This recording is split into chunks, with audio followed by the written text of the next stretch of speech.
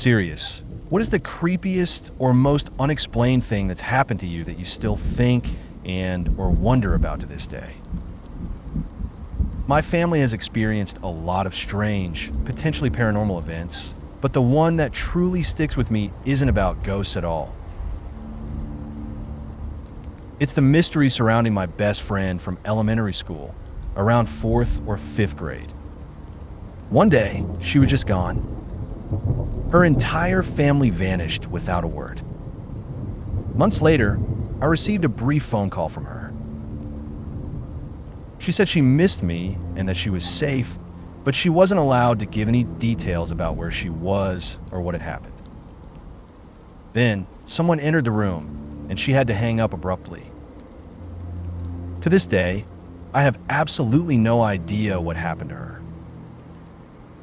Every so often, I try to find her on social media, hoping for some clue, but so far, no luck. The whole thing was just so bizarre and unsettling. Around 1973, I arrived at work as usual.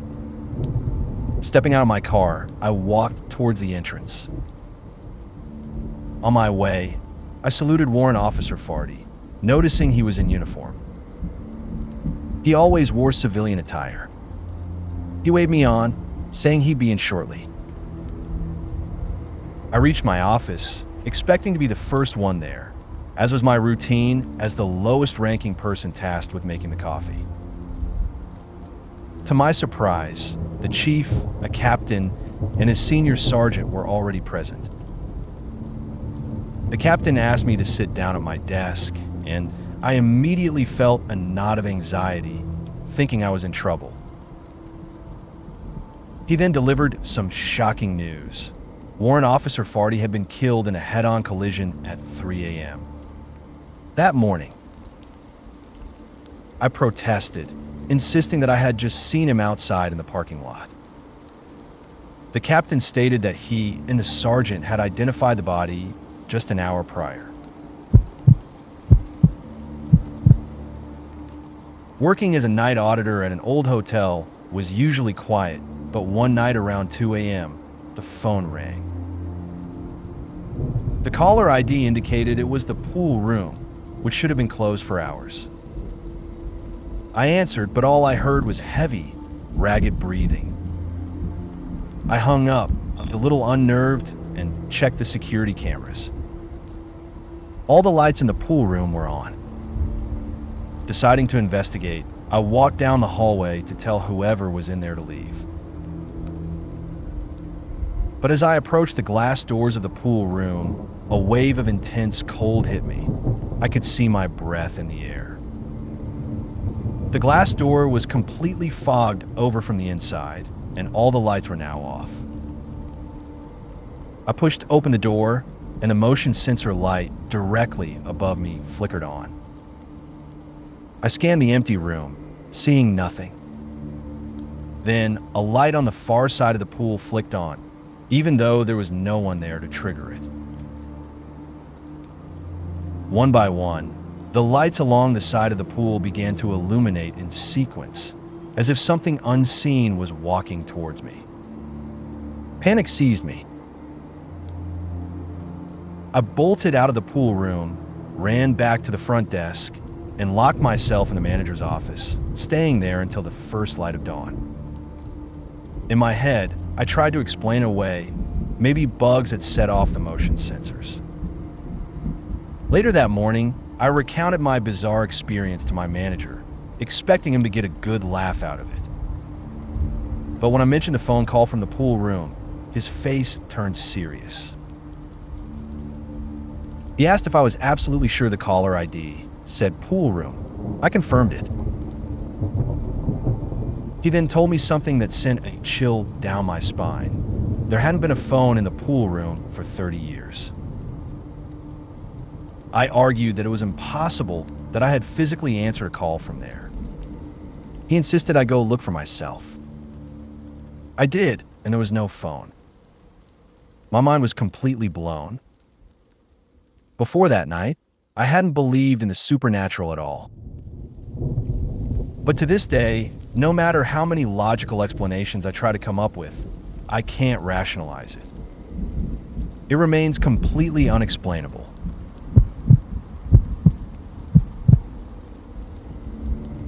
In 1988, my wife and I were renting a renovated house that incorporated part of a log cabin dating back to the 1700s. One day, I was in the bathroom when I heard 3 very distinct, loud knocks on the wall beneath the bathroom window. I looked out the window immediately, but there was nothing there. About 30 seconds later, it happened again. 3 more loud knocks, and again, nothing outside. Later, my wife and I decided to plant some flowers beneath that same bathroom window. As we were digging, only about 4 inches down, our tools hit a solid concrete slab. It turned out that the bathroom had originally been the entranceway to the old log cabin. It was spooky as hell to think about those knocks coming from where a doorway used to be, with nothing visible on the other side. I spent the night at a friend's house once. In the middle of the night, I was woken by the distinct sound of someone walking around in the attic directly above us. I didn't think much of it at the time and drifted back to sleep. When I woke up in the morning, I looked up at his bedroom ceiling and saw a series of footprints. They formed a perfect circle around the light bulb, as if someone had been walking upside down around it. I pointed it out to him, but he just shrugged, completely unfazed. He mentioned that he thought his house was haunted, but it didn't bother him. That happened about 30 years ago, and the image of those upside-down footprints is still as clear in my mind as if it were yesterday.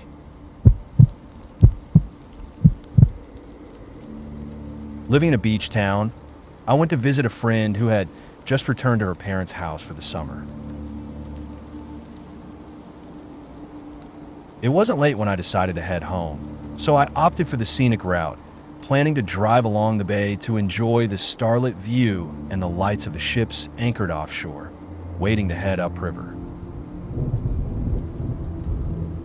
However, as I reached the road that hugged the bay, I realized the view would be non-existent. A thick fog, typical for spring, had rolled in, reducing visibility to near zero. This particular road has a speed limit of 25 miles per hour, with the beach and dune trails stretching out to the left and houses lining the right side. Driving slowly through the heavy fog and darkness, my visibility was severely limited.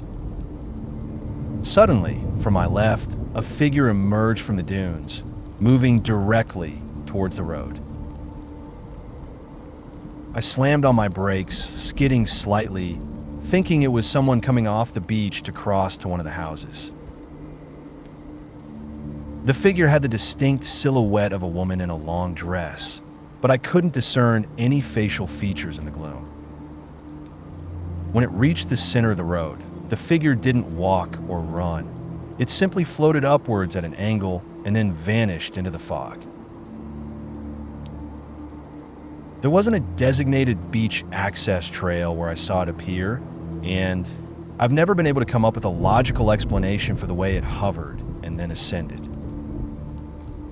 I remained stopped, watching the spot until it disappeared completely, my mind racing to understand what I had just witnessed.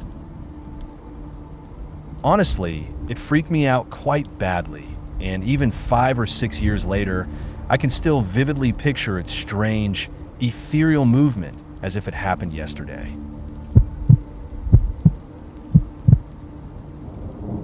As a high school student, I was driving home late one night after a football game.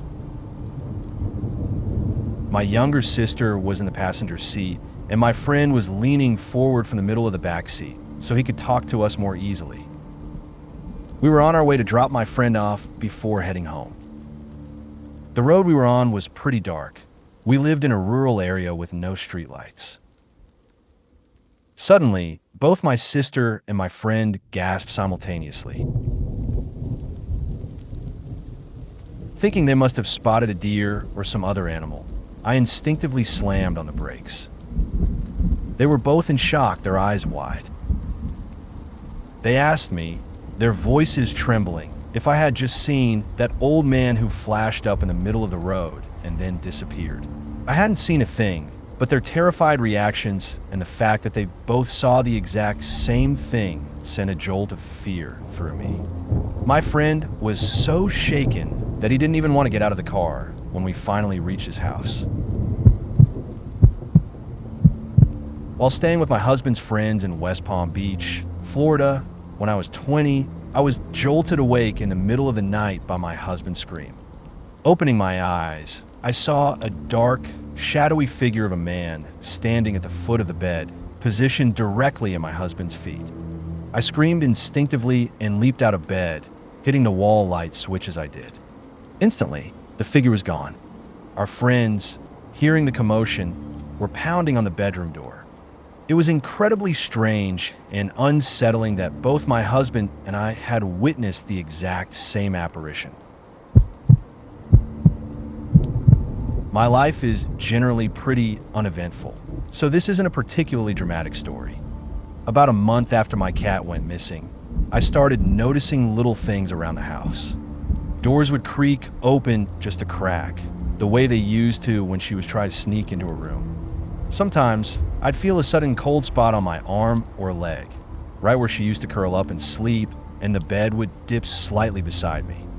I don't know if ghosts are real, but I found comfort in the thought that it might be her, still keeping an eye on me. I really miss that little jerk. Things haven't been the same without her. But every now and then, some small, random thing happens that makes me wonder if, just maybe if ghosts and such are real, she's still looking out for me in her own way. Years ago, my best friend and I were just hanging out in a cafe when we noticed a man watching us through a mirror on the wall across from us. There was something so deeply unsettling about him, a truly bone-chilling creepiness that immediately triggered our instincts. We exchanged a look, both acknowledging how disturbing and off this man felt. He kept staring, so we decided to leave the cafe. We tried to laugh it off on our walk home, being only about 16 at the time, and mostly just brushed it aside. About a week later, this same man walked into my workplace. His face and entire presence were unforgettable. I immediately texted my best friend, letting her know he was there, staring at me again without ever looking away. He was pretending to browse the store's inventory, but it was obvious he had no intention of buying anything. He just stared and stared. I told a coworker and stepped away for a moment, feeling very uneasy. It was strange, but we lived in a small community, so you did see familiar faces in unexpected places sometimes. However, my best friend and I had lived there most of our lives and had never seen this man before. Okay, fast forward a few weeks, and we were to store late one evening in a completely different part of our large city, a shop we rarely visited. And there he was. He walked in through the downstairs entrance and looked directly up at us as we were looking over the upstairs railing. We nervously giggled and blurted out profanities in disbelief that this truly off-putting man was there. It felt surreal. We told our other friends who were with us, and we left immediately. A little while later, he returned to my workplace, spooking me just as much as the first time I saw him. My coworker and manager told me to go upstairs and pretend to do something to avoid him. He immediately followed me upstairs, and then my manager followed him, as he was aware of the situation and my strange sightings of this man. The man quickly walked up to the desk I was behind, and before my manager could pull him away and ask him to leave the store, he looked right at me and said, "Can I ask you something? Do I make you uncomfortable?" I don't know what it was, but something took over me. I was filled with dread and fear and immediately started crying. I have never had anything like that happen to me. This man had never spoken to me before, just stared intently at my friend and me. My manager told him he needed to leave immediately and never come back. The thing is, everyone immediately picked up on the very strange, creepy, uncomfortable energy he exuded. My coworker, who had no idea what he looked like as I had never described him, immediately pointed him out when he entered our work and asked if that was him. Everyone agreed something was very, very off. Our HR woman even requested that I be walked to my car if I was getting off work late from that point on. I wish I could convey with better and more descriptive words the kind of feeling this man gave off. My best friend, and I still talk about it. It was 9 years ago. I arrived home from a trip really late, around 2 in the morning. I had to park on a dimly lit side street to get to my condo. As a single woman in my late 20s, I always call someone when I have to walk alone in the dark like that. I call my dad, who lives in a different time zone and is 3 hours behind me. He knows the routine, and we were just chatting casually. As I was walking up the slight hill toward my condo building, I passed a cluster of small trees and shrubs across the street, marking the end of a fence line and the beginning of a bank parking lot.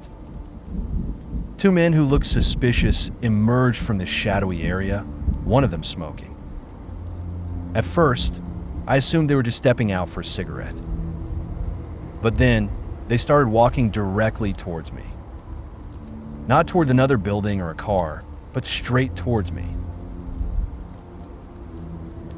They then separated, and suddenly one was walking on either side of me, a feeling of being deliberately surrounded washing over me. As this was happening, I spoke clearly to my dad, knowing they could both hear me from where they were. "I have 2 guys coming towards me," I said, my voice steady but tight. "I think you need to call the police." The moment those words left my lips, both men abruptly made a 90-degree turn and headed down the street in the opposite direction. I still think about that night often. Sometimes I wonder if I'm overreacting. Especially when I consider that there were 2 nearby residential buildings where screams would likely have been heard, and the threat of someone calling the police from another time zone might not have seemed like much of an immediate deterrent given potential response times. But then I remember the intense gut feeling I had, the way they emerged from the cover of the trees, their direct path towards me, and the unsettling way they flanked me on an open road, closing in without a word. There was a deliberate creepiness to it that I can't quite articulate. I still don't know for sure if it was all in my head or not, but it was a truly terrifying experience. Since then, I made a point of parking in the bank parking lot, even though it's well lit. I have to get up and move my car when they open at 8 in the morning, but that scare definitely knocked some sense into me. And it scared my poor dad half to death on the other end of the line, too.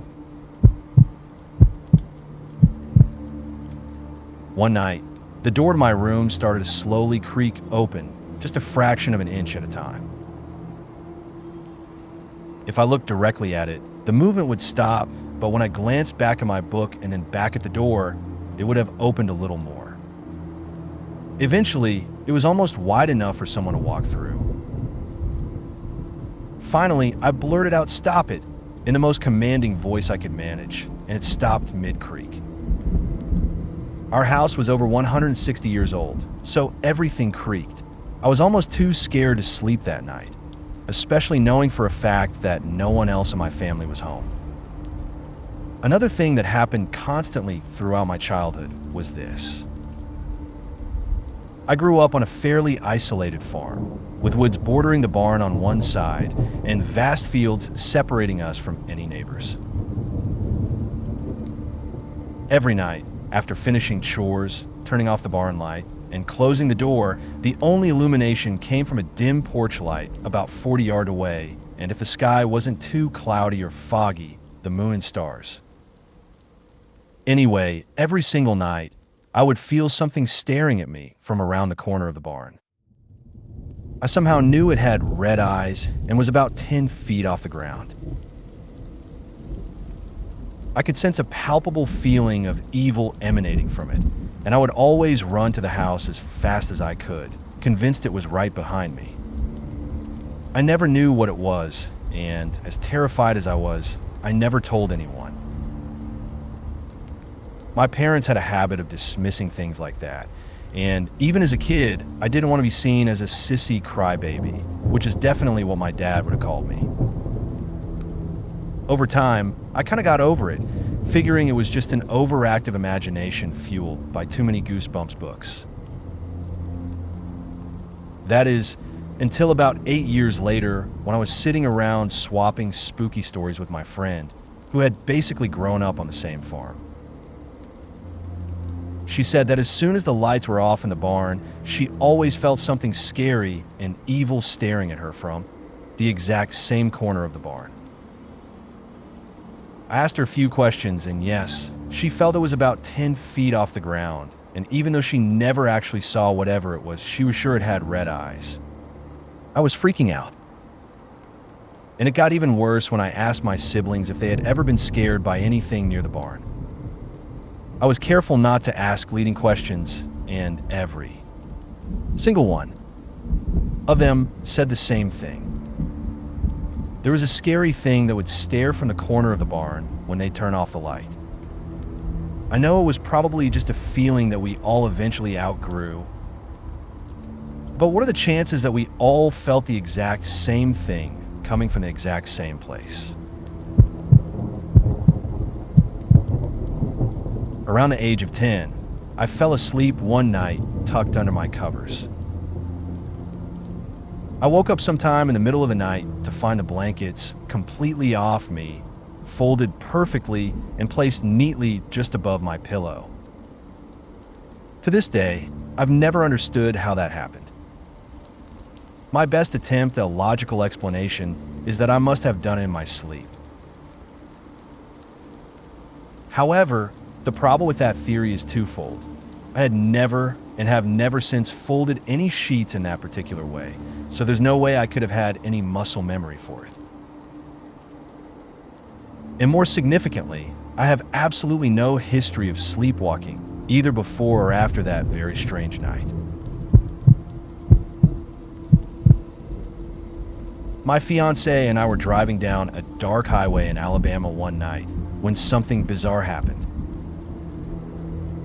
Out of nowhere, two glowing white orbs, maybe the size of tennis balls, suddenly passed through the upper right side of our windshield and exited straight through the roof. They didn't bounce or reflect. They just moved through like the glass wasn't even there. For a moment, I genuinely thought I was losing it until I looked over and saw the same stunned expression on her face. Before I could even ask, she described exactly what I'd seen. Still shaken, we drove on in silence for a few minutes, and then we came across a flipped SUV completely upside down on the side of the road. A single police officer was there, quietly waving us around the wreck. No one was in the vehicle. We assumed the EMTs had already come and gone. But ever since that night, we haven't been able to shake the feeling that those two orbs weren't just random lights. We both keep wondering, what if there was something else? What if they were the spirits of the people who didn't make it out of that crash?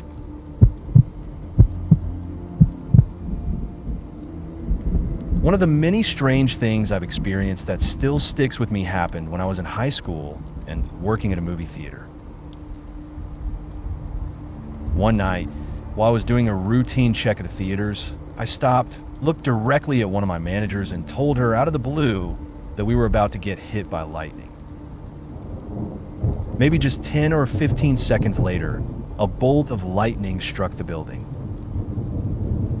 We had to evacuate immediately because we lost all power, and it wasn't restored until the following afternoon. It was a really bizarre moment. My beloved brother-in-law Jeremy was tragically killed when a driver, high on meth, crashed into his car. It shattered our world. A year later, on the anniversary of his death, something happened that none of us could explain. My husband was in the kitchen cooking dinner when his phone rang. The caller ID showed Jeremy's name. His phone had been destroyed in the accident. The moment he saw the screen, my husband began to shake. His legs gave out, and he collapsed to the floor, overwhelmed. He couldn't bring himself to answer. But somehow, he knew deep down that it was Jeremy. A message from beyond, reminding him he was still with us, that he loved him, that everything would be okay. And in true brotherly fashion, maybe just trying to scare the hell out of him one last time. Strangely, that call brought my husband a sense of peace. In the middle of grief, it felt like Jeremy had reached out and wrapped him in one final hug. Years ago, when I was living alone, I came down with something out of the blue. It started with diarrhea, then quickly escalated, fever, body aches, a pounding headache, and a deep cough. I didn't take anything for it first, figuring I could just sleep it off. By the second day, I was completely wiped out. I could barely move. I drifted in and out of sleep all day, stuck in bed. That night, even though I'd slept all day, I was still exhausted but wide awake. I just lay there, staring at the soft blue glow from my air conditioner. Then something strange happened. Whether it was sleep paralysis, a lucid dream, or something else entirely, I honestly don't know. I couldn't move. My body felt frozen, locked in place. But my eyes were open. I was awake. I could see my room exactly as it was, only now there were people in it. They looked like doctors, but not from any hospital I've ever seen. More like something out of the future, dressed in sleek, unfamiliar uniforms. They were moving around me, working on me. Not physically touching me, though. Instead, it was like there was a holographic image of my body floating above me, made of puzzle pieces like a 3D jigsaw. And they were rearranging it, cutting into it, adjusting something I couldn't understand.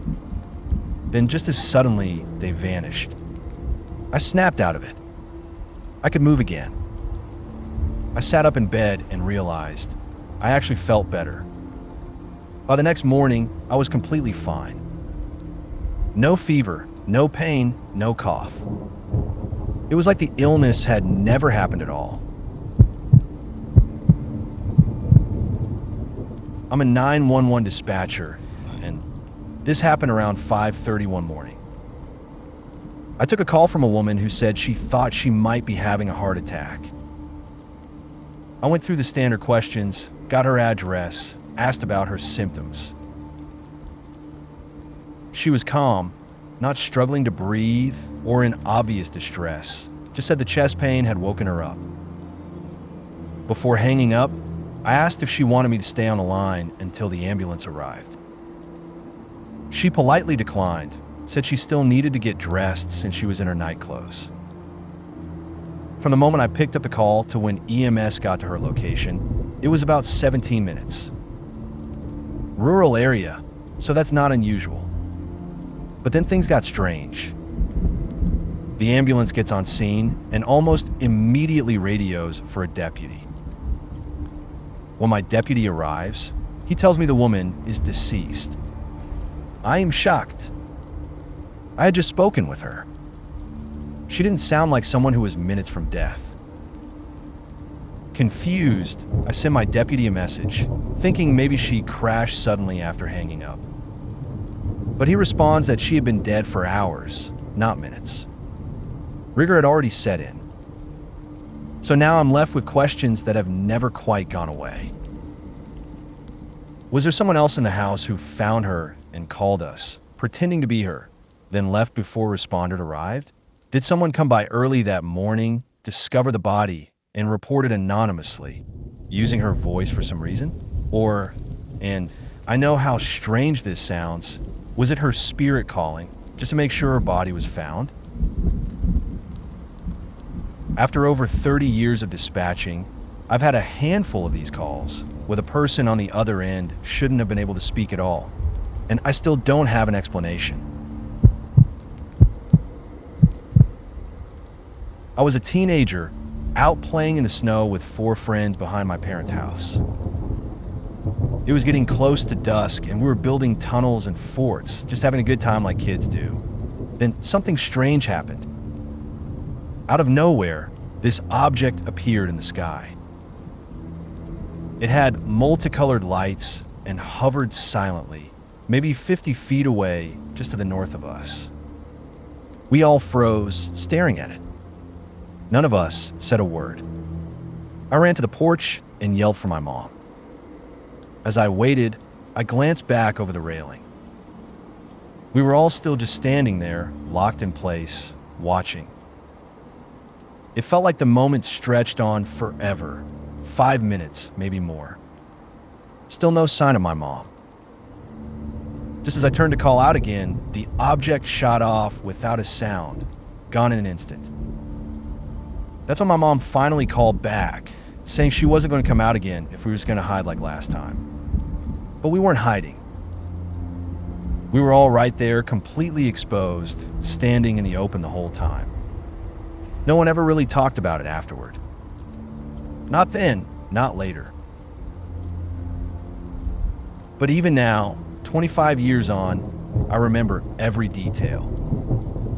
It's burned into my memory like it just happened yesterday. When I was younger, my grandfather used to sleep in the kitchen while my grandmother and I shared the living room. One night, as I was trying to fall asleep, I heard him softly mumbling. He was praying. Next thing I remember, it was morning and he was gone. He had passed away during the night. After we buried him, I started waking up around 3 a.m. over and over again. Each time, I felt the unmistakable sensation that someone was watching me. It wasn't terrifying, just unsettling, like a presence was lingering. Months passed. Then, on December 10th, almost exactly 10 months after his death, we were decorating the house for Christmas. I was in the kitchen, taking photos of the decorations we'd put up. When I looked at one of the pictures, I saw it, a faint brown figure standing behind the Christmas decor. It wasn't frightening. It was more sad, gentle, like he was still with us, watching, quietly wishing he could still be part of those small family moments. I don't have that photo anymore. I took it in 2013, and the phone I used, one I always kept beside me while I slept, just vanished one day. I never found it again, but I still remember the feeling. He was there. One evening after work, I was on my usual bus ride home. It was a normal commute. I was standing, headphones in, zoning out like always. Then a girl I'd never seen before got on and ended up standing right next to me. She was on her phone, scrolling through something casually. At one point, I glanced up to check which stop we were at, and out of the corner of my eye, I saw what she was watching. It was a video of me. Same outfit, same headphones, same exact spot on the bus, but it was from that morning on my way to work. The clip looked like it had been taken without me noticing. I couldn't make out the caption. It was on Snapchat, so it was only up for a few seconds, but the timing, the position, the angle, it was all spot on. I froze. For a moment, my brain just couldn't process what I was seeing. Before I could say anything, my stop came up and I had to get off. I wanted to confront her, ask where she got that video, but how do you even start that conversation without sounding unhinged? And it was Snapchat. It would have vanished before I could even react. Still, the whole thing stuck with me. Somehow, someone recorded me in the morning, sent that video to someone else, and hours later, she ended up standing right next to me on the bus, watching it. I've run through a dozen theories in my head, but honestly, I don't think I'll ever know what really happened. One night, I went to sleep like usual on a Monday. When I woke up, it was Wednesday morning. At first, I thought I just lost track of time. But when I asked around, everyone told me I'd gone through my usual routine on Tuesday, gotten out of bed, washed up, had breakfast, gone to school, attended my classes, even spent a few hours playing video games. Then I'd eaten dinner and gone back to sleep. The thing is, I don't remember any of it. Not a single moment. It was like someone else had lived through my day for me. I couldn't shake the feeling that something was off, but everyone said I was fine. My mind was blank, and I couldn't understand why I felt so detached from my own life. It's something I still can't explain. I work at a provincial campground where my job requires me to walk around the park at 10:30 p.m.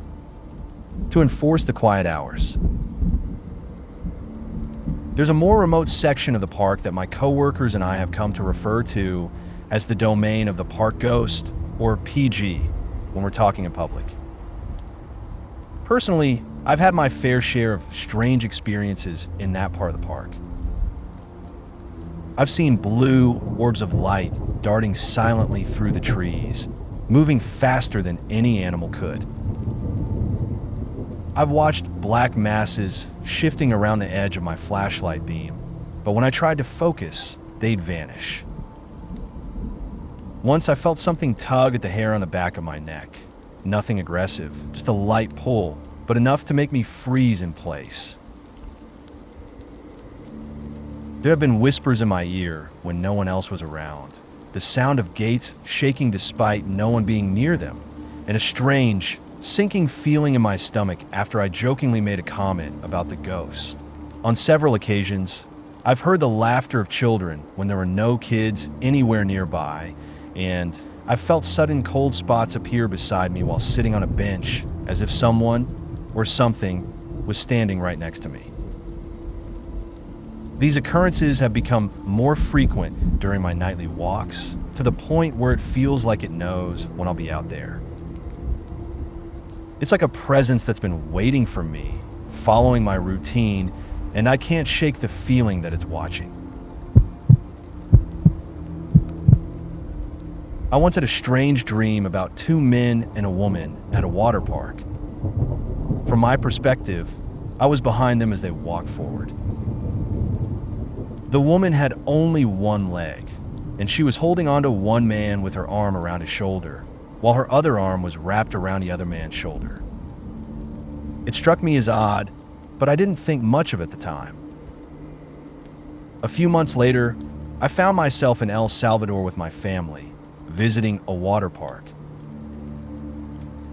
As we were walking around, I spotted those exact same people, the same two men and the woman, in the same position, walking just as I'd seen in my dream. But then, something incredibly strange happened. The whole world around me seemed to vanish. Everything went completely black, except for those three figures. It was like I was trapped in a kind of frame with a black bar at the top and another at the bottom, almost like a movie reel. The only thing I could see was them, nothing else. No one else around, no sound, no context. Just them. I still don't understand what happened. It felt like some bizarre glitch in reality. But the weirdest part, no one believes me when I try to explain it. They think I'm imagining it. I was about 6 or 7 years old in Turin, Italy. My mom, my sister, and I were at the train station getting ready to head to Rome to visit friends. My mom needed to call her friend to let her know our train was delayed, something that, to this day, is still pretty common in Italy. We walked over to a payphone, and my mom asked my sister to hold on to her hand while she kept an eye on our luggage. I was supposed to hold my sister's hand. As my mom made the call, out of nowhere, a tall man grabbed my hand. He didn't ask, he just took it and started pulling me away from my sister. He asked me strange questions, like if I had many friends at school. I didn't understand what was happening. I was too young, too shocked. But for some reason, I started answering him almost on autopilot, like I was trying to comply with his questions. We walked a few feet away from the main entrance of the station, and just when I started to feel the panic settle in, I felt a sharp tug on my other hand. It was my mother's hand yanking me back. I've never heard her scream so loud in my life. The man immediately turned and ran, as fast as if he was being chased by something invisible. I couldn't look away as I watched him disappear into the distance, my mother crying and begging for forgiveness, holding me so tightly I could barely breathe. When I looked behind me, I saw my sister standing there, her tiny finger pointing at me, her eyes wide with fear. She was crying, mouthing my name over and over, but no sound came out. I couldn't tell if she was trying to warn me, or if she was just terrified I was going to be taken. I still don't know what would have happened if my mom hadn't caught me. I don't know where I would have ended up. But I do know that my sister somehow knew, even at her young age, and I owe her everything for that moment. As for my mom, after that, every time she hugged me, she always waited for me to let go first. She never broke the contact before I did. I love her more than words can say, and though I can't see her anymore, I hope she knows how much she meant to me, and always will. During my sophomore year of high school, I took a different bus home so I could hang out with a friend for a bit before heading back to my place. After saying goodbye, I started walking home, eventually making my way to the street that led into my neighborhood.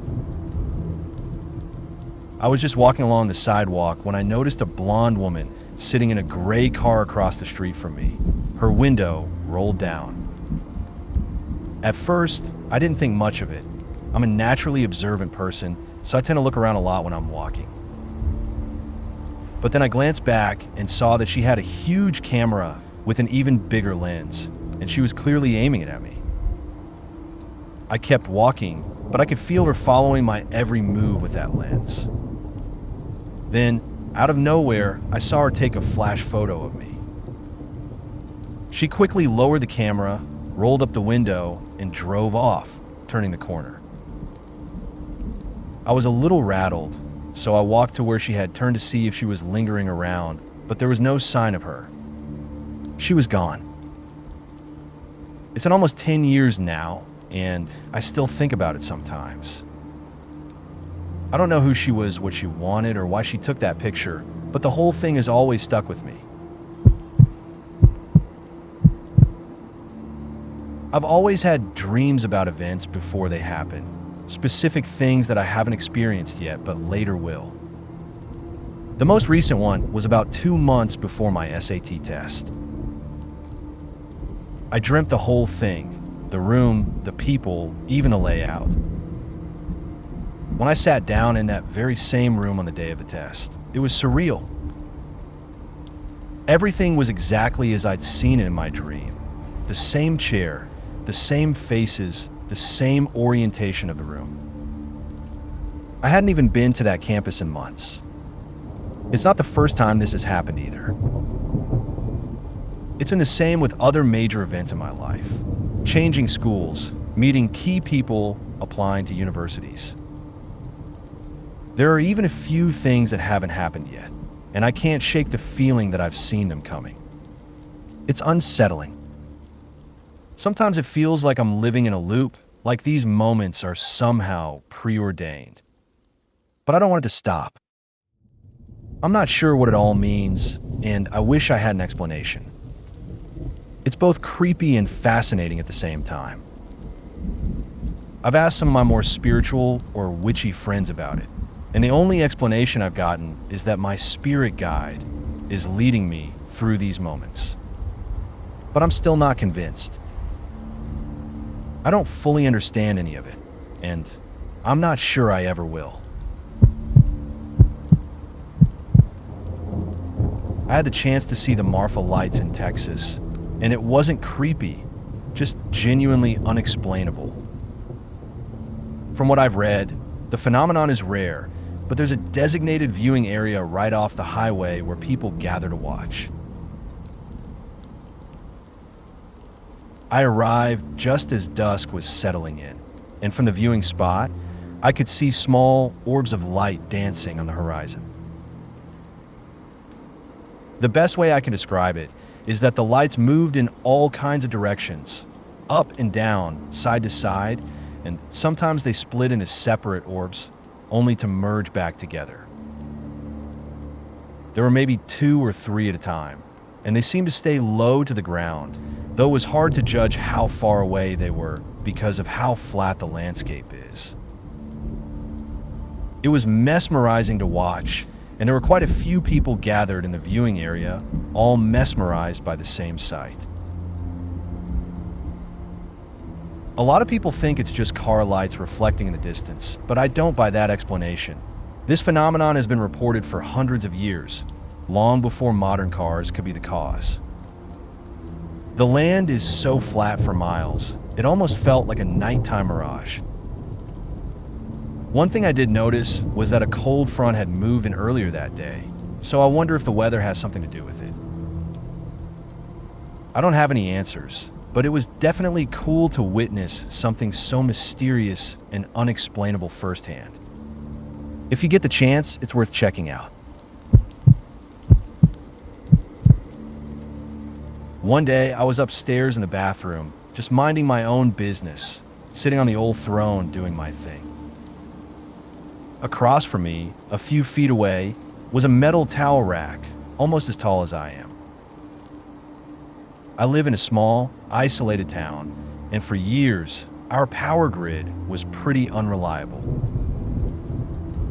Whenever it rained or the wind picked up, the connections would cut out, the power would flicker, and transformers would blow up like fireworks.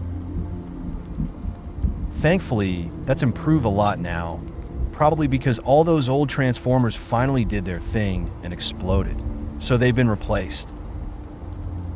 But back then, during those frequent outages, I always kept a flashlight with a magnet on it hanging from the towel rack just in case. Well, on this particular afternoon, the flashlight did something unexpected. It didn't just fall. It leaped off the rack, arching through the air straight toward my feet. Now, imagine this. I'm sitting in one of the most vulnerable positions a person can be in. I'm alone in the house, and this flashlight doesn't simply fall. It jumps, it arcs through the air like something with purpose. Objects don't just fall like that. I sat there for a moment, waiting, but nothing happened. No eerie whispers, no ghostly figures wandering about, no strange noises like you might expect from a spooky rural town. Just dead silence. It was one of the creepiest moments of my life. There I was alone, waiting for something else, I guess, to happen. But it didn't. I finished up, picked up the flashlight, and put it back where it belonged. Then I walked back downstairs, though. I'll admit, I was a little nervous I might hear something walking behind me. But there was nothing. All was quiet. That was years ago, and to this day, I have no idea how that flashlight ended up on the floor. It hasn't happened again, and honestly, I hope it doesn't. Nobody needs that kind of business while they're on the throne. Do I expect you to believe this? Probably not. I wouldn't believe it if I were you either. But I can't prove it to anyone, nor am I trying to convince you I'm not just making it up. All I can do is tell you what happened and let you wonder with me. When I was 5, we were visiting my grandma's house. My mom put me down for a nap in the spare room, and I had my favorite blanket with me, handmade by my great-grandma, so it was extra special. My mom lay down next to me for a moment to help me fall asleep, and I settled in, snuggled up to my blankie. I was lying closer to the wall when, as I was playing with it, my blankie slipped down between the bed and the wall. I told my mom, and we both reached down to get it, but it was gone. We looked under the bed, expecting to see it there. Nothing. My mom, confused, started stripping the bed, taking off all the sheets and covers. Still no blankie. We pulled the whole bed away from the wall, checked between the mattresses. Nothing. There was no vent or hole it could have fallen into, and nothing under the bed to catch it. No pets were around, so nothing could have dragged it off. It was like it had disappeared into thin air. My grandma looked for days after, but the blankie was never found. To this day, I still think about it. My mom and I talk about it sometimes, trying to figure out what happened to it, but we've never come up with an answer. One of my friends had always been a little off, for lack of a better word. He'd often joke about hurting people, even killing someone, but I never took it seriously at the time. I thought he was just messing around, making dark jokes to get attention. A couple of years later, a kid around my age shot someone at a warehouse near my house. It was terrifying to think that a kid with a gun was out there, but I didn't connect it to my friend. One day, he asked if I wanted to hang out, and I said sure. He came over to my house after running some errands, and I noticed there were dark spots on the back of his shirt. I didn't think much of it until later that night when the news reported a man had been stabbed 12 times. That's when the suspicion started to grow in my mind. We were hanging out at his house, and he always kept me out of his room. But one day, while he went out to get food, I decided to take a peek around. I went into his room, and on the wall, there was a big board with photos of several people. 2 of them had X's drawn over them. In that moment, I knew he had been killing people. I couldn't stay quiet about it. I went straight to the police and reported what I'd found. They investigated, and sure enough, he was arrested. He's in jail now. We live in a small town, so you probably won't hear about it, but that's my story. It still haunts me, wondering how many other people might have been targets if I hadn't said anything. A few years ago, we bought our house. It was a fixer-upper, an old house in a neighborhood that's now considered bad, though it used to be nice back in the day. We got it from the boomer nephew who inherited it from his blind aunt, and it was basically a fire sale. The price was what you'd pay for a new car, and not even a fancy one. 3 bedrooms, with an addition on a corner lot. An absolute steal. Upstairs, we found a sealed room. When we finally managed to get it open, we discovered it was the size of a large walk-in closet. There was a low-sloped ceiling on one side, a fully hooked-up toilet at the far end, and behind the toilet, the space continued into the void between the next room's closet and the wall where the ceiling sloped too low to use. In that small, dark space was a pile of junk, old newspapers, blankets, and old toys. But what really stood out was a faded blue toy dog sitting on a makeshift platform beside the toilet, facing the door.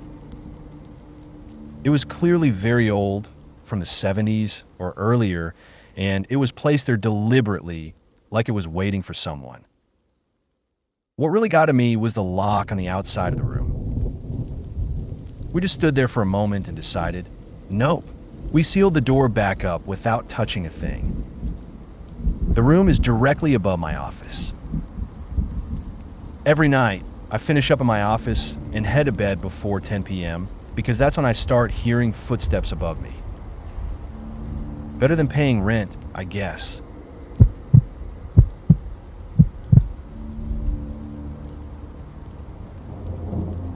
I was in high school, and one day a group of classmates, our teacher, and I decided to explore an abandoned mental hospital that was under renovation. It was broad daylight, and honestly, I didn't see anything particularly scary. The building just had this heavy, sad feeling to it, like it was holding on to its past in a way that made it uncomfortable to be inside. We left the building and were walking down the street when one of my classmates suddenly said, "Hey, there's blood on your leg." I looked down and, sure enough, there was blood running down the side of my right leg and staining my sock. Confused, I stopped at a public restroom and washed my leg off. To my surprise, my skin was completely unmarked. No scratches, no cuts, nothing. There was no reason for blood to be there at all, but somehow it had run down my leg and dried. I still don't know how it happened, and it's one of those moments that stayed with me ever since. I'm not sure if this is the weirdest thing that's ever happened to me, but it's the first thing that came to mind. Back in 5th grade, my teacher told us we'd be getting a new student. He said, "Her name is so-and-so, and she'll be joining us in 2 days." As soon as he said that, I had this very clear image in my mind of a young girl. Black hair, Asian, glasses, large lips, and braces. 2 days later, when a new student walked into the classroom, I swear my jaw dropped. I couldn't believe it.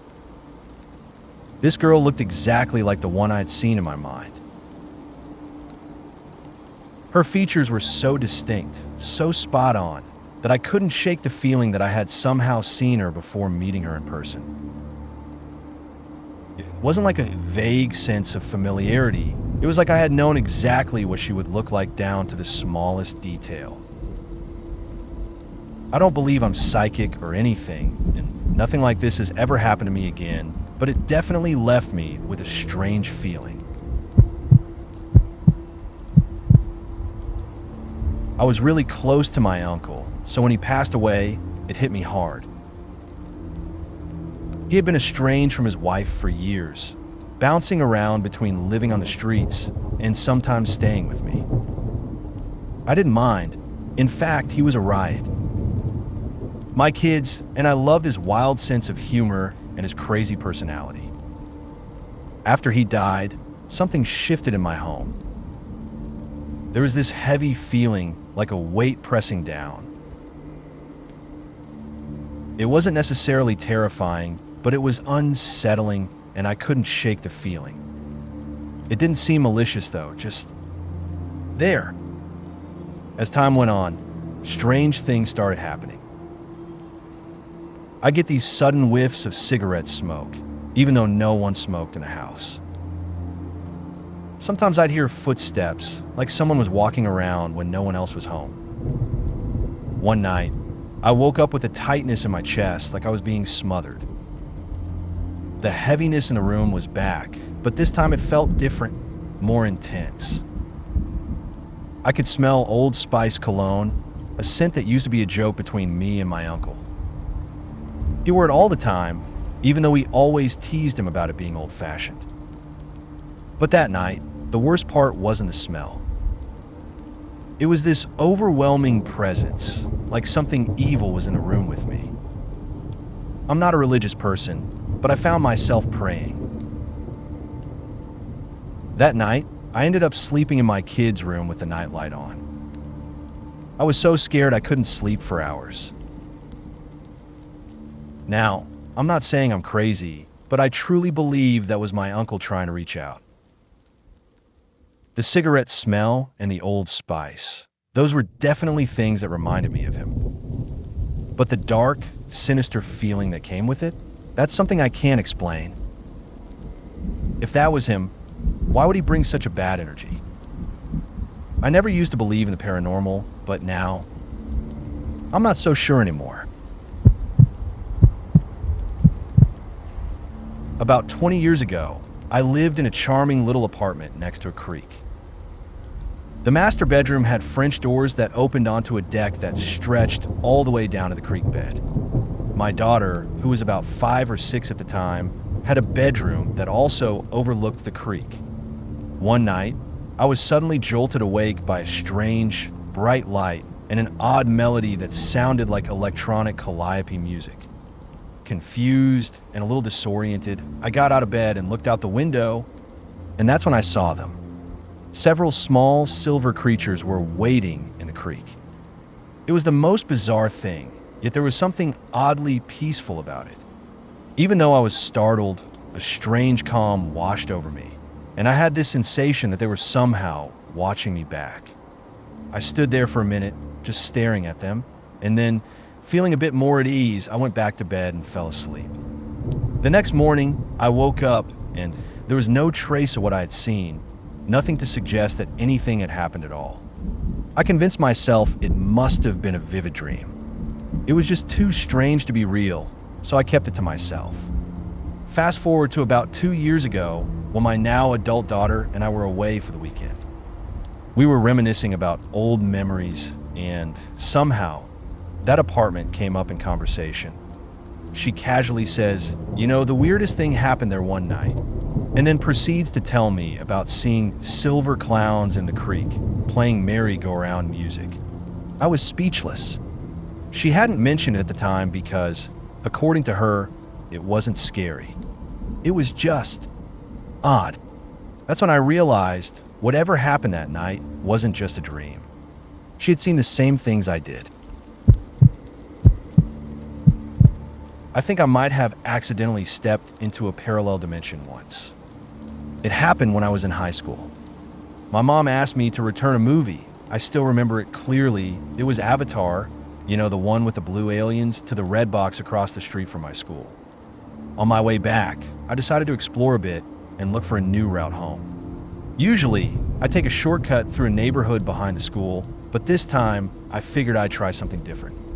As I was walking down a main road, I noticed something odd, a neighborhood that wasn't there before.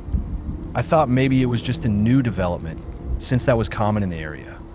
Curious, I turned in to explore. I've always liked looking at nice houses, no harm in that, right? But the moment I stepped into that neighborhood, something felt off. The atmosphere seemed to shift. It was like the sun was suddenly hidden behind clouds, but the sky was clear and the sunlight didn't change at all. It was as if everything had dimmed. What was even stranger was how identical everything was. All the houses were the same, 2-story, dark green, with perfectly manicured lawns. There were no variations between the houses at all, which struck me as odd. In most neighborhoods, you have different styles, or at least some minor differences in the design. This place was just surreal. It felt like something out of a movie. The weirdest part? There wasn't a single car parked on the street, and it was eerily quiet. I couldn't even hear the freeway that was nearby. I started to feel really uneasy, so I decided to leave. The moment I stepped out of the neighborhood, the lights seemed to return to normal, like the world had shifted back to how it should be. I quickly retraced my steps to my usual route home, feeling a little shaken. Later, I told my younger brother about it, and he wanted to see it for himself. But for whatever reason, we never made it back there. As I got older, I tried to find that neighborhood again. I drove around the area, hoping to spot it, but the neighborhood that's there now doesn't look anything like what I saw that day. I even tried searching for it on Google Maps, but it's nowhere to be found. It's been years, and I still can't explain what happened. All I know is that whatever it wasn't from this world. The creepiest thing that ever happened to me, and I still can't explain it, occurred back in 2013. I was 13 at the time, and it was early afternoon when my parents decided they needed to run some errands. Before they left, my mom asked me to take a few things out to the camper parked outside. I agreed, then went back to watching some urban legends on YouTube. After they left, I was home alone with the dogs, and I decided to look out the window to see what the neighbors were up to, since I could hear loud tools being used in their yard. I waved when they saw me, and they waved back. About 20 minutes later, I decided to check again because the sound of the tools had stopped. That's when I saw it. In a small wooded area near our property, I saw something huge with little, skinny legs hopping around. It was acting erratic, ducking and moving in a strange way, looking straight at me. I couldn't see its eyes, but I just knew it was staring at me, even though the blinds were closed. I tried to rationalize it, but I couldn't. It didn't make any sense. I still had to take the stuff out to the camper, so I went outside with the items stacked in my arms. I walked quickly to the camper and dropped the stuff off. When I turned around to go back inside, the creature was still there. I couldn't believe what I was seeing. I called out my neighbor's name, hoping it was them messing around, but there was no answer. The thing just kept moving erratically, and I started to get really scared. I ran back inside and locked all the doors. I grabbed a Bible, a rosary, and gathered all the dogs together for some comfort. I called my parents, trying to explain what was happening. Of course, being the tough, no-nonsense people they were, they brushed it off and told me I was being ridiculous. They were just down the street. When I finally came home, I looked out the window again, and I saw my neighbor trimming the trees in that very spot where I had seen the creature. They were working in the exact area where the thing had been, and I still can't figure out what it was. I never saw it again, but to this day, I have no explanation for what I saw that day. I bought my house from an 85-year-old man who had been the only owner since it was built. He lived alone, and I learned that he didn't sleep in a master bedroom on the ground floor. Instead, he opted to sleep upstairs, which seemed like a pretty tough daily task for someone his age. I always had a feeling his wife might have passed away in the house, possibly in that room. On the day we bought the house, I had Comcast installing cable and internet. The house was completely empty at that point. My wife was busy with the move at the old house, and the dogs were staying with my in-laws. It was just me and the cable guy. He was doing his thing while I was sitting on my phone, passing the time. Out of the corner of my eye, I saw a shadow quickly race up the stairs. At first, I thought it was the dogs, but then I realized they weren't even there. I looked at the stairs and then glanced over at the cable guy. He was completely frozen, staring at the stairs. We locked eyes and I asked, "Did you?" He cut me off, saying, "You're good here. The only thing left is outside. See you later," and immediately walked out the front door to go around to the backyard. The back door was right next to the stairs. He handed me the remote, manuals, and receipt in the front yard, and then asked me to go back inside and grab his bag for him. He wouldn't come back in the house. I got the bag for him, and when I handed it to him outside, he was gone as quickly as he'd arrived. Back when I was in elementary school, I attended summer school and had to visit the nurse for something. When I walked in, she looked at me, clearly startled, and asked, "Why are you still here?" I was confused and asked her what she meant. She replied, "You came by about 20 minutes ago saying you were going to stop coming to summer school. We had a whole conversation about it, and you insisted on leaving. But now you're back. What's going on?" I was completely stunned because I had been in class the entire time. I hadn't gone anywhere. This happened about 45 years ago, and I'm sure it was just a mix-up. She probably confused me with another kid, but for years, I couldn't shake the thought that maybe I had an evil twin. Eventually, I started joking that maybe I time traveled back to that point, somehow reversed my age during the journey, and decided to take a day off to experience the 1970s by myself. Yeah, I know it doesn't make much sense, but hey, it's my mystery, and I like it that way. This is kind of perfect timing because I'm on the phone with my sister right now, and she just had another experience this morning. My mom has always had this strange intuition, and I think my sisters inherited it. When my sister was 11, we were staying at a beach house in Rehoboth Beach. She saw a man walking up the stairs, just staring at her. The strange thing was there were no adults in the house. She and my cousin were babysitting at the time. Growing up, she'd often see dark figures or shadows moving around the house, sometimes even peeking in the windows. She still experiences this, even in her current place. While working at Greenfield Village, my sister had a pretty wild encounter. One day, after she yelled at a ghost for shutting windows, she was pushed down the stairs by the same ghost at Cotswold Cottage. This is probably my favorite story of hers. It's so crazy, but so memorable. And just this morning, she saw a shadow, looked up at it, and watched it disappear after she acknowledged it. In my late teens, a few years after my eldest brother passed away, I had a vivid dream. I found myself in conversation with death. In this dream, I pleaded not to die until after my mother, so she wouldn't have to endure burying me. However, I phrased my request poorly, saying I didn't want anyone who loved and cared for me to ever have to bury me. Death simply said, "You got it," snapped her fingers, and I woke up. 12 years later, trapped in an abusive marriage, I reached a point where I genuinely believed the only escape was to end my life. I sat in the bathtub, slit my wrist, and slipped into unconsciousness. I awoke in a hospital bed, stitched up, bandaged, and incredibly weak. My abusive partner had returned home from scavenging for discarded cigarette butts and found me in the tub, calling for an ambulance.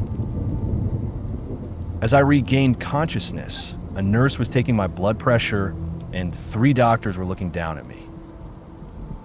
They told me, in stark terms, that by all accounts, I should be dead. By the time I arrived in the emergency room, they explained I had barely a pint of blood left in my body. As anyone with a basic understanding of human biology knows, losing 3, maybe 4 pints of blood is generally fatal. The doctors admitted they had no plausible explanation for how I was still alive. I shouldn't have been. I should have already been dead when my ex found me. I should have been dead before I even made it into the ambulance. Yet I wasn't. And they had no idea why. I spent a week in the hospital, enduring the obligatory sessions with psychiatrists, undergoing numerous tests, and witnessing doctors simply scratching their heads in bewilderment. They never found an answer. They discharged me with helpline numbers and counseling referrals, but no understanding of my survival. People say dreams are just random firings in your brain while you sleep. No more real than a television show, right? So why am I still here? I'm not religious, so platitudes like God wasn't ready for you, or it just wasn't your time, offer no comfort. I struggle with the unsettling possibility that I actually made a deal with death herself in my sleep. But I have fallen from a 4th-floor balcony and been struck by a drunk driver, walking away without even a fracture. And I survived a genuine, non-manipulative suicide attempt that no one should have survived. Yet here I am, and no one can tell me why. One night, I woke up a bit disoriented and reached out to push myself over to the other side of the bed. But as I moved, I ended up half falling out of bed.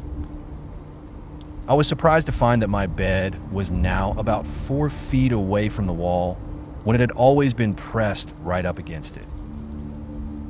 I spent the rest of the week sleeping in the living room, but it never happened again. This isn't as creepy as some of the other stories here, but it still gives me chills, and I can't explain what happened. A few years ago, I was at my youth group, hanging out in the youth room. Our group usually runs until about 7:30, and I typically leave around 8. I had my phone in my backpack, which was in another room nearby, and I spent the time playing games with my friends and chatting until about 7:30. I didn't have my phone on me from 6 to 7:30. When I went back into the other room after hanging out for a bit, I didn't pull my phone out of my bag right away, as usual. I stayed for a little longer and left around 8. On the way to my car, for some reason, I checked my camera roll, and to my shock, there was a photo that had been taken exactly at 7:18. The picture was blurry, but it clearly showed someone standing in the parking lot. The weird part?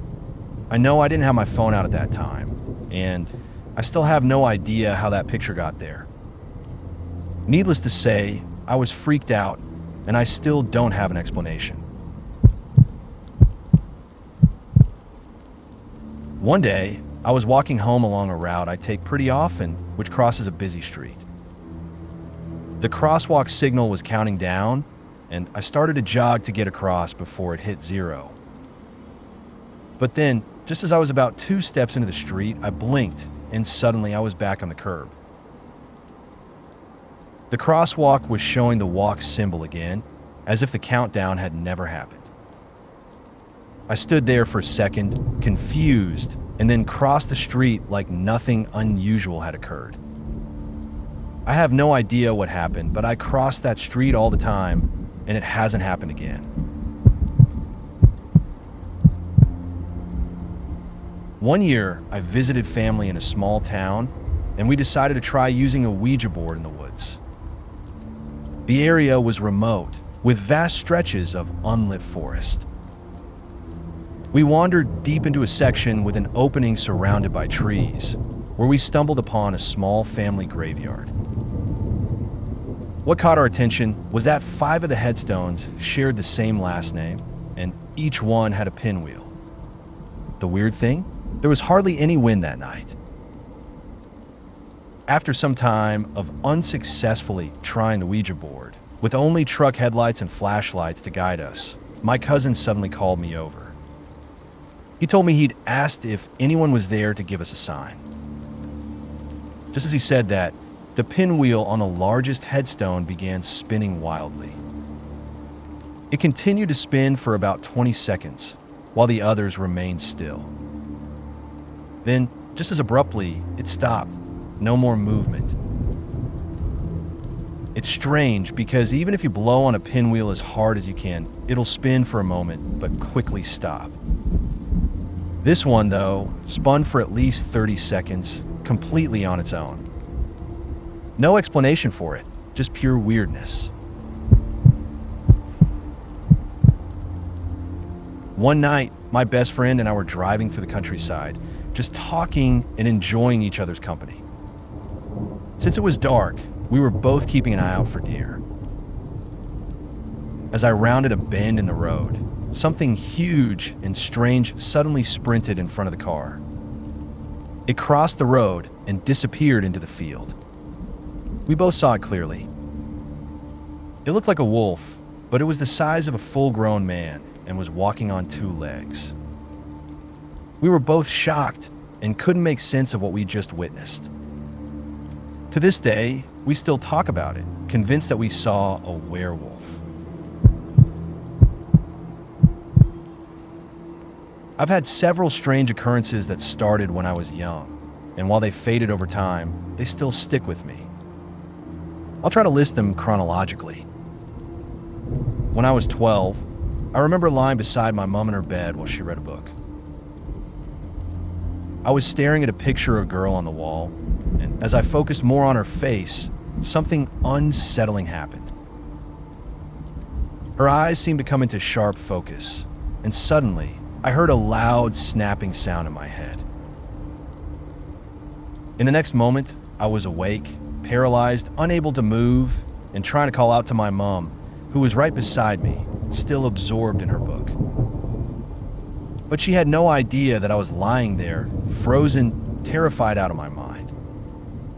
This kind of thing became more frequent as I got older. By the time I was 16, I was experiencing sleep paralysis more intensely. One night, it happened in my own bed, and it felt far more terrifying than usual.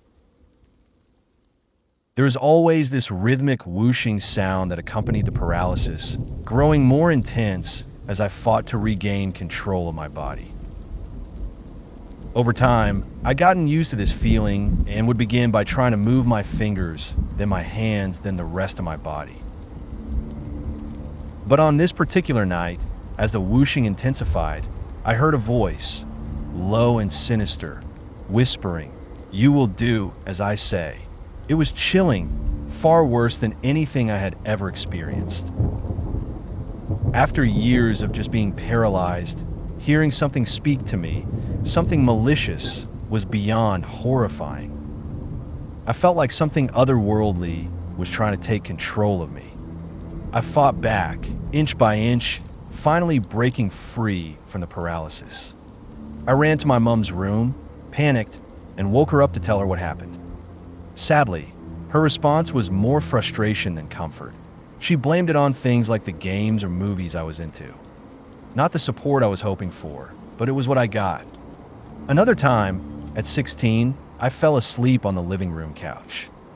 I don't know how much time passed, but I woke up again in the middle of a sleep paralysis episode.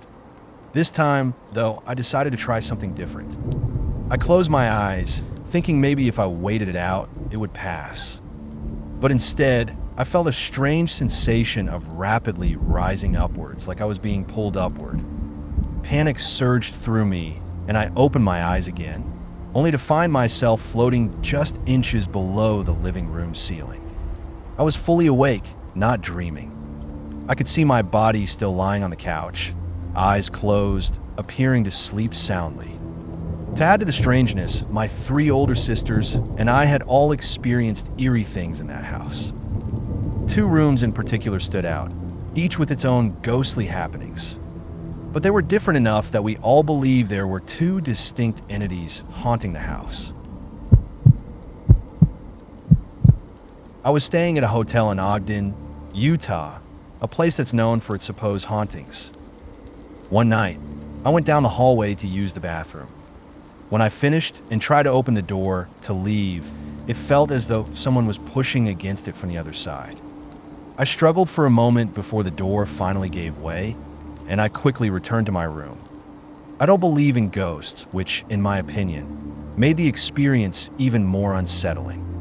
There was nothing blocking the door, and yet it felt like something or someone was keeping it shut. I had a Doberman named Zeus ever since I was a little kid. My parents got him shortly after I was born, and he became my best friend. Wherever I went, he was always by my side. In 8th grade, Zeus got a serious tumor, along with a snake bite to the face. The snake bite healed after a while, but the tumor turned into multiple tumors, and not long after, he had to be put down. Years later, my dad was downstairs, watching TV, when he suddenly heard the sound of a dog running down the stairs. He looked up and saw Zeus peeking through the railing, then turning and running back up the stairs. Zeus used to do that, check on us. I was sitting on my bed, working on something, when I looked up from my laptop and saw Zeus in the doorway. He wagged his nub and then walked off. My dad and I both used to see him often, but it's been a while now. Still, every now and then, I'll catch a glimpse of a shadow moving under my door, like he's still walking around. There's one more experience that still shocks me when I think about it. At my middle school, we had an event every year called Carnaval, kind of like a carnival, but pronounced differently. The school is a Catholic one, so there's a church on campus that's usually open for people to pray and reflect. One night during Carnaval, my boyfriend and one of his friends decided to check out the church. They were exploring while I stood in the main part, near the aisles that lead to the altar. That's when I saw someone sitting there. At first, I was confused, but then I realized who it was. He was wearing blue overalls, glasses, and had a pen in his pocket. Sitting in the pew where my family always sat was my grandpa, who had passed away 3 or 4 years before. I remember back in mid to late 2011, when I was living in a small cottage in Antigua with my parents. We had moved there because my dad worked as a chef at Sandals, a beach resort. One evening, while I was doing my homework, I decided to show my mom that I'd finished it. She was outside doing laundry. Our washer and dryer were located outside for some odd reason. So I walked to the door that led outside and looked up at the sky. What I saw next completely caught me off guard. There was this thing flying upward in the sky. It was small and far off, but it had this crescent moon shape with a pointed end on the inside, glowing with white light. It looked something like this. I stood there, frozen, staring at it in disbelief. I had no idea what I was looking at. The point seemed to move, almost like it was some kind of thruster flame. That's when I had this sudden realization. It was a spaceship flying around Earth. For a few seconds, it moved upwards, traveling horizontally across the sky. Then, as if it accelerated to light speed like something out of Star Wars, it just vanished. To this day, I can't explain what I saw. I wish I had my DSi with me, so I could have captured a picture of it. A couple of weeks ago, I was staying the night in a hotel with my sister and niece. We all settled in a bed, a king-size bed, with my niece between me and my sister, and I kept waking up throughout the night because it was too hot. None of us had blankets on us after just a couple of hours. Around 1:30 a.m., I woke up to the sound of my niece shuffling around outside of the bed. Then, I heard the unmistakable sound of her eating ice from the ice bucket. I was awake at that point, so I figured I'd get up and turn on the AC.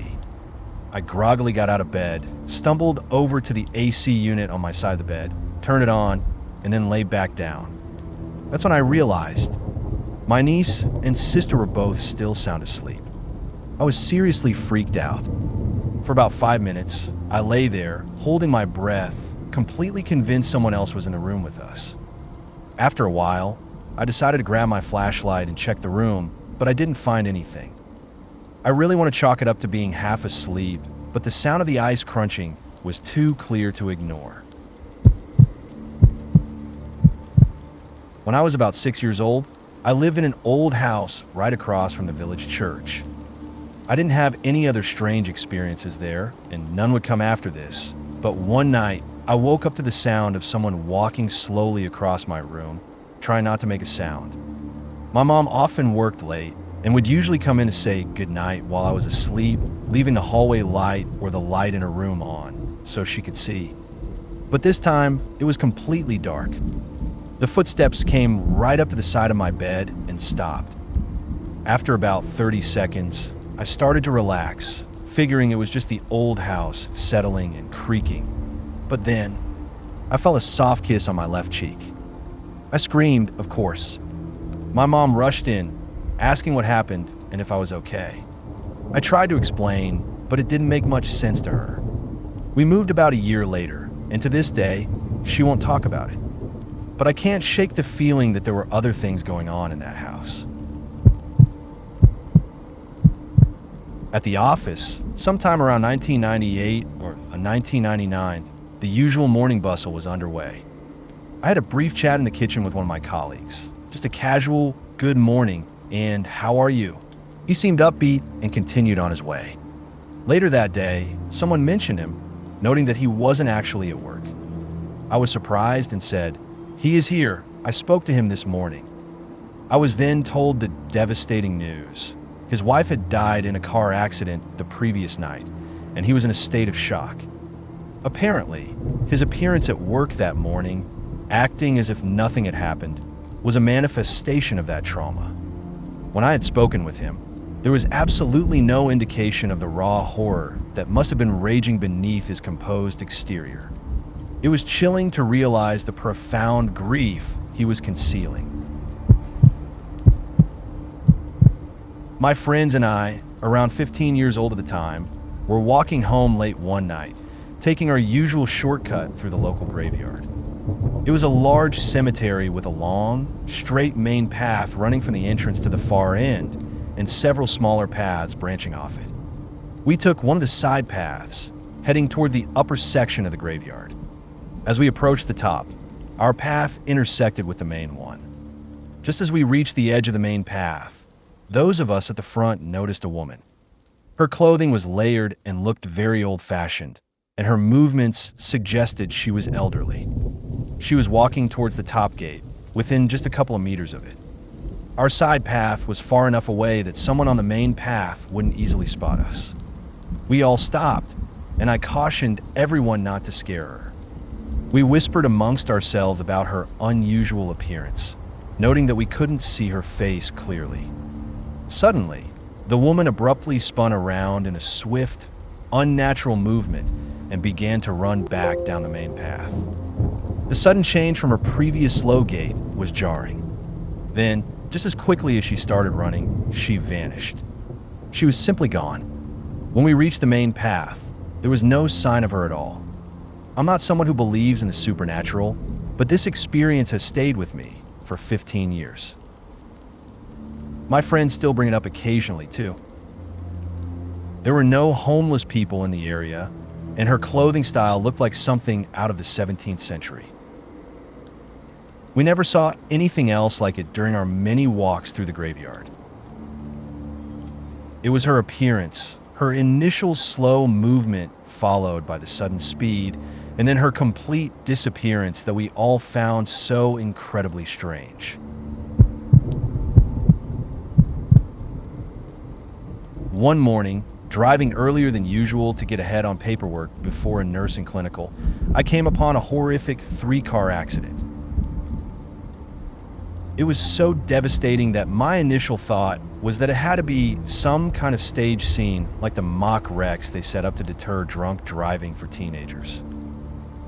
Debris was scattered everywhere across the road. I saw an engine block ripped from an SUV and a car smashed against the guardrail, so severely compacted that the mangled rear end looked like it was filled with nothing but black garbage bags. But that was all that remained of the car's trunk and back seats. Then I saw a young woman lying face down on the asphalt.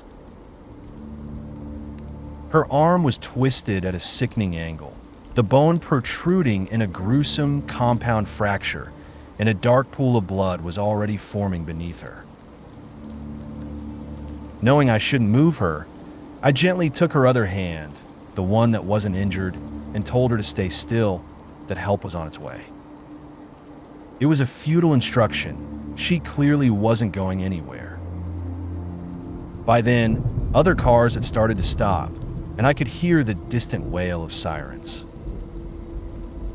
There are no words to truly capture what happened next, and I struggle to recount this part because it sounds so unbelievable, even to me. As I held her hand, I suddenly felt something extraordinary. It was like an electric ball, about the size of a softball, intensely warm and tingling, similar to the sensation of touching your tongue to a battery, but far more powerful. It pressed firmly into my palm from hers. I didn't see anything, but I felt something I have never experienced before or since. This energy moved deliberately up my arm. I could feel it passing on my shoulder, then up the side of my neck, and finally it rose into the air above my head and vanished. The moment it left, I was overcome by a profound sense of calm.